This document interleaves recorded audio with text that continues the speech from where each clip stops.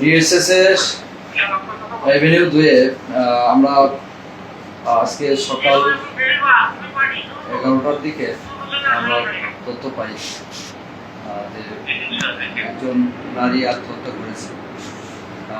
তার dead body ঝুলে আছে।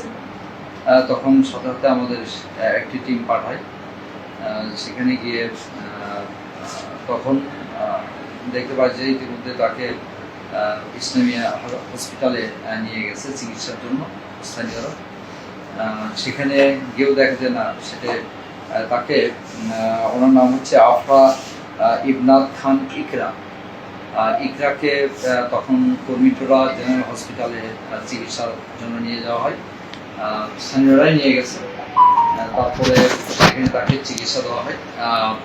তাকে মৃত ঘোষণা করে। তো এখানে আমার পুলিশের একটি টিম ওখানে গিয়ে তদন্ত করে এবং সিসি ক্যামেরার ফুটেজগুলো কালেকশন করে।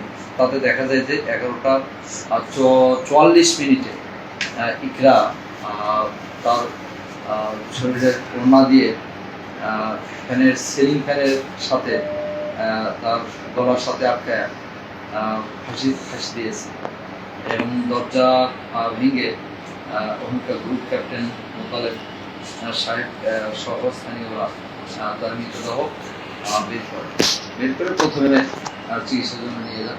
তারপরে কর্মীটোলা থেকে তার মৃতদেহের ইনকোয়েস্ট করে পোস্টমর্টম রিপোর্টের জন্য আমরা সোহরাওয়ার্দী মেডিকেল কলেজ হসপিটালে প্রেরণ করেছি। এই ব্যাপারে আমরা মৃতের বাবা মার জন্য অপেক্ষা করেছি। তারা এসেছে এবং এ বিষয়ে আইনগত ব্যবস্থা প্রক্রিয়া।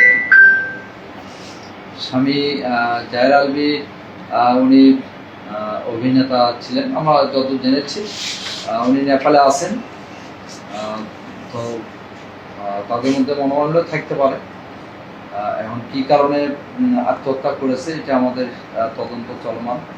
নিবিড় তদন্ত অনুসন্ধান সাপেক্ষে আমরা পরবর্তীতে একটা বিস্তারিত ফাইন্ড আউট করি। প্রথমে আমরা পরকীয়ার এই ধরনের কিছু পাই। ফেসবুকে একটা পোস্টের তথ্য আমাদের হাতে এসেছে। সে লক্ষ্যে আমরা এটা আত্মহত্যার একটা অবহেলাজনিত বিষয়টা আমরা প্রাথমিকভাবে মনে করতেছি।